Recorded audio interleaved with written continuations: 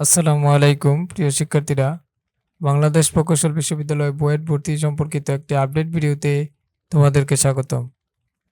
বাংলাদেশ প্রকৌশল বিশ্ববিদ্যালয় বুয়েট 2025-26 শিক্ষাবর্ষের ভর্তিতে আবেদন গ্রহণ শুরু হবে আগামী 16 অক্টোবর থেকে।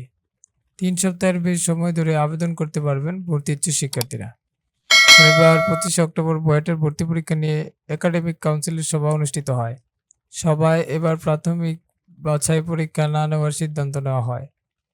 জানতে চাইলে বুয়েট ভর্তি পরীক্ষা আয়োজক কমিটির চেয়ারম্যান অধ্যাপক ডক্টর আব্দুল জলিল দি ডেইলি ক্যাম্পাসকে বলেন, এবার প্রাথমিক বাছাই পরীক্ষা থাকছে না, কেবল লিখিত পরীক্ষার মাধ্যমে ভর্তিযোগ্য প্রার্থীদের বাছাই করা হবে।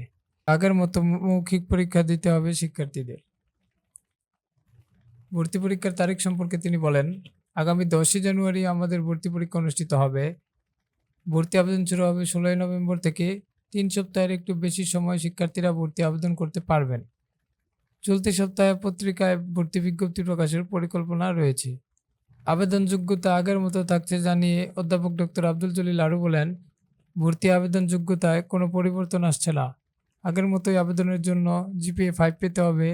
এছাড়া পদার্থ রসায়ন এবং গণিত পৃথকভাবে জিপিএ 5 পেতে হবে। পরবর্তী সকল আপডেট ভিডিও পেতে আমাদের চ্যানেলটিকে সাবস্ক্রাইব করে পাশে থাকার অনুরোধ করছি। ধন্যবাদ সবাইকে।